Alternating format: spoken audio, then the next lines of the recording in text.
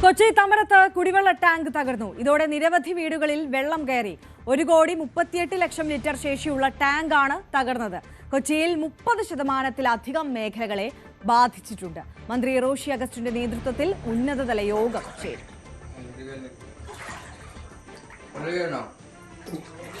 വെളുപ്പിന് 2 മണിക്ക് ശേഷമാണ് ഈ തമ്മനത്തുള്ള വാട്ടർ ടാങ്കിൻ്റെ ഭിത്തി ഒരു ഭാഗം തകർന്നു വീണത്. 1,35,00,000 ലിറ്റർ കപ്പാസിറ്റിയുള്ള ടാങ്കാണ് തകർന്നത്. തകർന്നതിന് ശേഷം ഈ പ്രദേശവാസികളുടെ വീടുകളിലെല്ലാം വെള്ളം കയറുകയും വാഹനങ്ങൾക്ക് കേടുപറ്റുകയും മതിലുകളെല്ലാം ചുറ്റുമതിലെല്ലാം ഇടിഞ്ഞു പൊളിയുകയും അവിടെയുള്ള ഹെൽത്ത് സെൻ്റർ അടക്കമുള്ള സ്ഥാപനങ്ങളിൽ വെള്ളം കയറി ആകെ ഉപയോഗിക്കാൻ പറ്റാത്ത അവസ്ഥയിലാണ് നിൽക്കുന്നത്. ആളുകളെല്ലാം പരിഭ്രാന്തിലായിരുന്നു. കാരണം എന്താണ് സംഭവിച്ചെന്നറിയില്ല. ആദ്യമായാണ് ഇത്തരം ഗുരുതരമായ ഒരു ടാങ്ക് പൊട്ടലുണ്ടായത്. മുൻകാലങ്ങളിൽ വെള്ളം ലീക്ക് ചെയ്യുമായിരുന്നു, ഓവർഫ്ലോ ചെയ്യുമ്പോൾ ലീക്ക് ചെയ്യുമായിരുന്നു. പക്ഷേ ഇതൊരു ടാങ്ക് പൊട്ടുന്നത് ചരിത്രത്തിൽ ആദ്യമായിട്ട് തന്നെയാണ്. അതിന് മാത്രം ഭയാനകമായ രീതിയിലാണ് വെള്ളം കുത്തൊഴുക്കുണ്ടായത്. ആളുകളെല്ലാം പരിഭ്രാന്തിലാണ്. ഒരുപാട് നാശനഷ്ടങ്ങൾ ഉണ്ടായിട്ടുണ്ട്. വാഹനങ്ങളും ആളുകളുടെ വീട്ടിൽ വെള്ളം കയറി ഫ്രിഡ്ജ് അടക്കമുള്ള സാധനങ്ങൾ നശിക്കുന്ന സംഭവം ഉണ്ടായിരുന്നു. ഇത് സ്ട്രക്ചറൽ ഫെയില്യൂറാണ്. ഇന്നലെ മിഡ് നൈറ്റ് ഒരു 2:30-2:40 AM ഇത് സംഭവിച്ചിട്ടുള്ളത്. അതിൽ കഴിഞ്ഞ ശേഷം കുറേ നാശനഷ്ടങ്ങൾ വന്നിട്ടുണ്ട്. താങ്ക് ഗോഡ് ജനങ്ങൾക്കൊന്നും സംഭവിച്ചിട്ടില്ല. പക്ഷേ വാലാവട്ടെ, പിന്നെ വീട്ടിൻ്റെ അകത്താവട്ടെ, പിന്നെ കുറച്ച് വെഹിക്കിൾസ്ക്കും എല്ലാം നാശനഷ്ടം സംഭവിച്ചിട്ടുണ്ട്.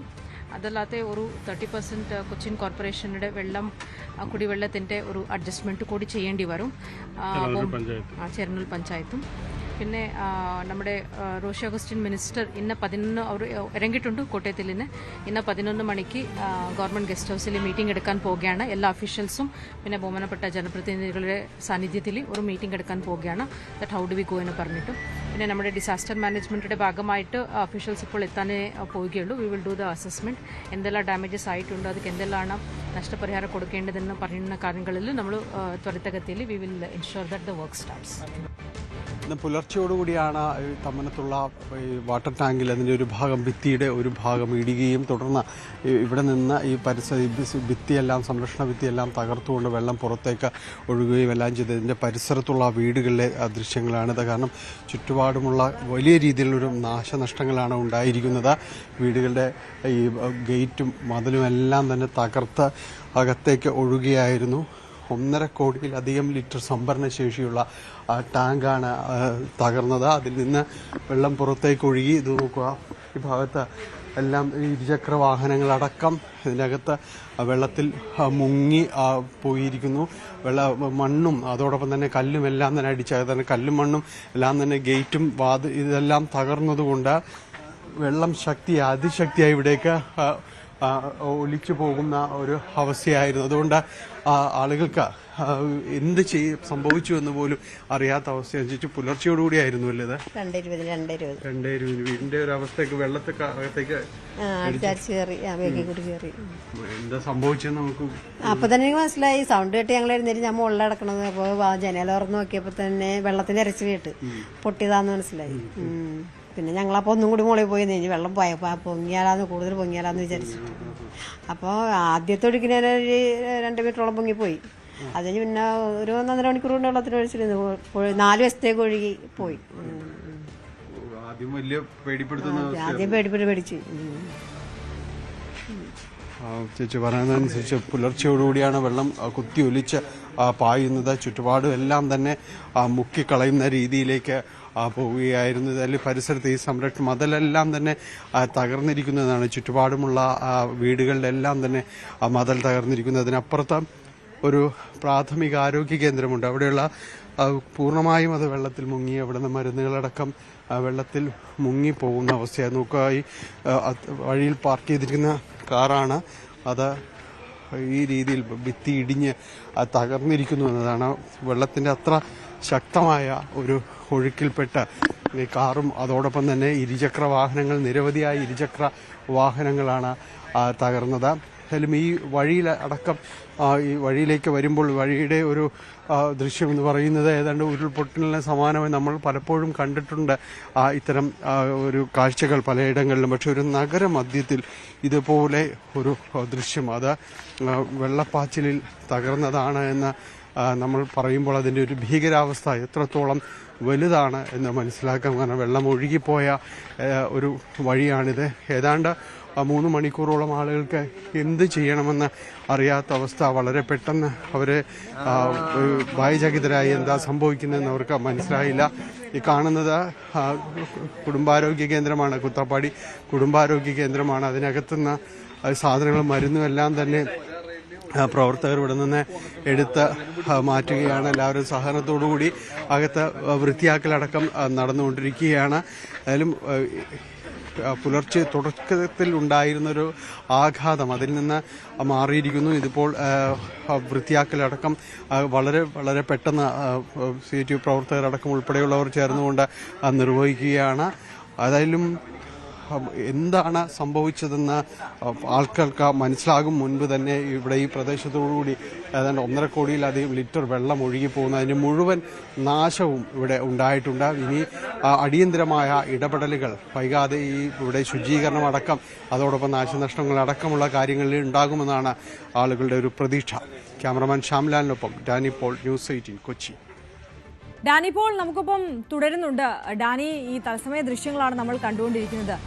ഒരുപക്ഷെ ഒരു വലിയ വെള്ളപ്പൊക്കത്തിനൊക്കെ ശേഷം ഉണ്ടാകുന്ന സമാനമായ കാഴ്ചകളാണിപ്പോൾ നമുക്ക് അവിടെ നിന്ന് കാണാൻ സാധിക്കുന്നത്. എത്രയോ വലിയ നാശനഷ്ടം സംഭവിച്ചിരിക്കുന്നു. ഒരുപക്ഷെ ഒന്ന് ആലോചിച്ചു നോക്കൂ, ഇത് പകൽ സമയത്ത് എപ്പോഴെങ്കിലും ആയിരുന്നു ഈ അപകടം സംഭവിച്ചിരുന്നത് എന്നുണ്ടെങ്കിൽ ആളപായം പോലും ഉണ്ടാകുമായിരുന്നിരിക്കാം.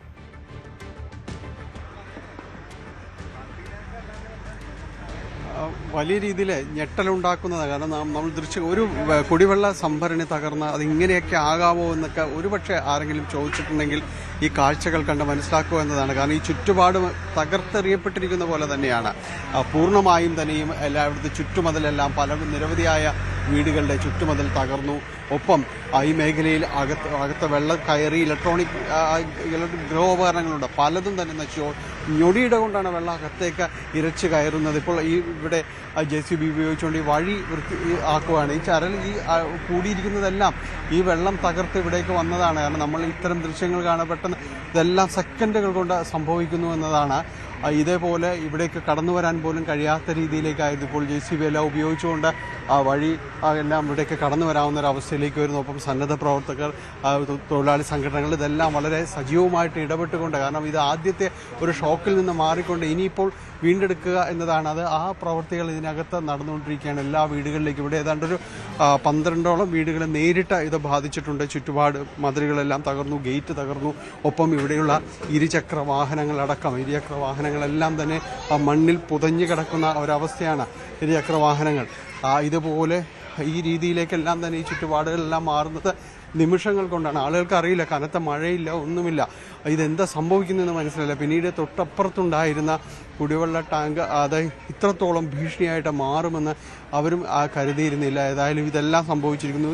ഈ വീടുകളും ഇതിനകത്തുള്ള സാധനങ്ങൾ, വീടിനകത്തുള്ള ഈ സാധനങ്ങൾ ഇവിടേക്കെല്ലാം തന്നെ വെള്ളം ഇരച്ച് കയറി ഉള്ളൊരവസ്ഥയാണ് ഉള്ളത്. അതിനകത്തും ഈ സന്നദ്ധ പ്രവർത്തകർ അവരെത്തി ഇവിടേക്ക് ക്ലീൻ ചെയ്തുകൊണ്ടിരിക്കുക, വൃത്തിയാക്കിക്കൊണ്ടിരിക്കുന്ന ഒരവസ്ഥയാണ്. ഇത് എത്ര ദിവസം കൊണ്ട് ഇനി ഇതെല്ലാം പഴയപടി ആകുമെന്നൊന്നും പറയാൻ പറ്റാത്ത അവസ്ഥയാണ്. ഇപ്പോൾ കളക്ടറും അതോടൊപ്പം തന്നെ MLA-മാരും ഇവിടെ സന്ദർശിച്ച മടങ്ങുകയുണ്ടായി. അടിയന്തരമായ നടപടികൾ സ്വീകരിക്കും, നഷ്ടപരിഹാരം അടക്കമുള്ള കാര്യങ്ങളിൽ ഇതിൻ്റെ ഒരു ഏകീകരണം നടക്കുകയാണ്. ഒപ്പം മറ്റൊരു പ്രധാനപ്പെട്ട വിഷയമെന്ന് പറയുന്നത് കൊച്ചിയുടെ 30% പ്രദേശങ്ങളെ വളരെ കൃത്യമായിട്ട് തന്നെ ഈ കുടിവെള്ളക്ഷാമം ബാധിക്കുമെന്നതാണ്.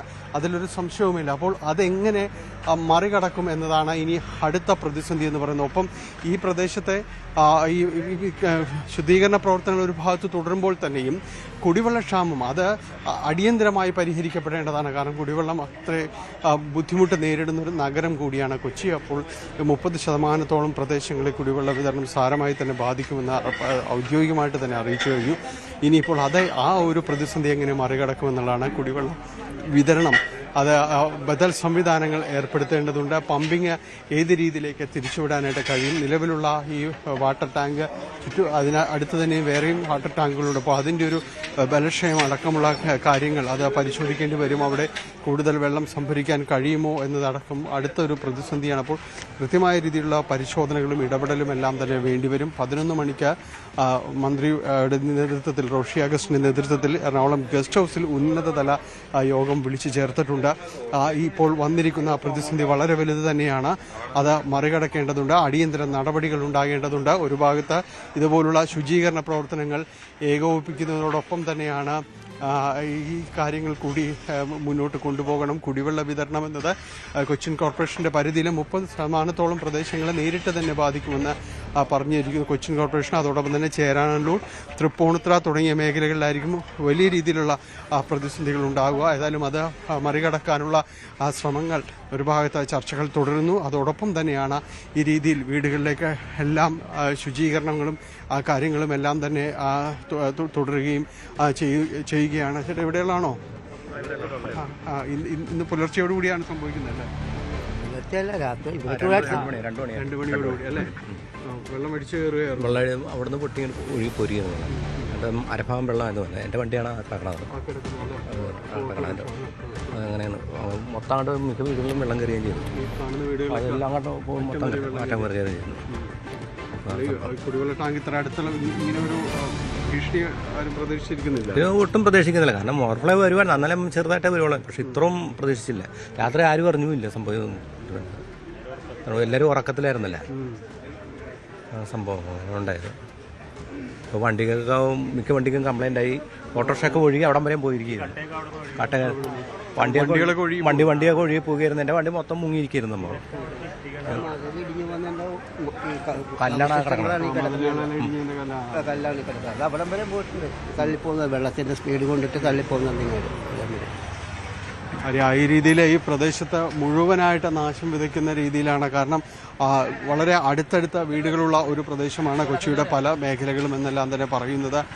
അവിടെ നിന്ന് നമ്മൾ കണ്ട ദൃശ്യങ്ങൾ ഇത് ഇനി ഇങ്ങോട്ട് ഈ വെള്ളപ്പാച്ചിലിൻ്റെ ഒരു മേഖലയാണ്.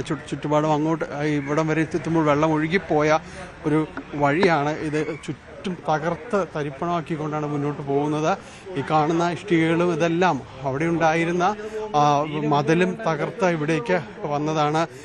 ഈ രീതിയിലേക്ക് അരപ്പൊക്കം വെള്ളം ഇവിടേക്ക് ഉണ്ടായിരുന്നു എന്നാണ് പറയുന്നത്. ഇത് അവിടെ ഭിത്തിയിലെല്ലാം തന്നെ ഇതിൻ്റെ ഒരു അടയാളങ്ങളെല്ലാം തന്നെയുണ്ട്. വീട്ടിലേക്കെല്ലാം തന്നെ വെള്ളം ഇരച്ച് കയറുന്ന രീതിയിലേക്ക് എല്ലാം തന്നെ വന്നു. ആളുകൾ എന്താണ് സംഭവിക്കുന്നതെന്ന് ആദ്യഘട്ടത്തിൽ ആർക്കും തന്നെ ഒരു പിടുത്തവും ഉണ്ടായിരുന്നില്ല.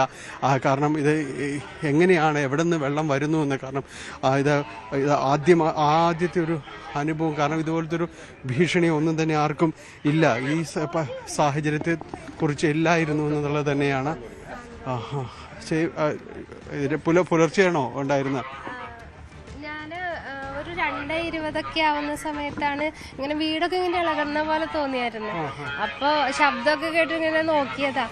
അപ്പോൾ നോക്കിയപ്പോൾ മുഴുവനും വെള്ളമൊക്കെ കയറിയത്. എവിടുന്നാ വരണേന്ന് അറിയില്ല. ഇവിടെയൊക്കെ കയറി.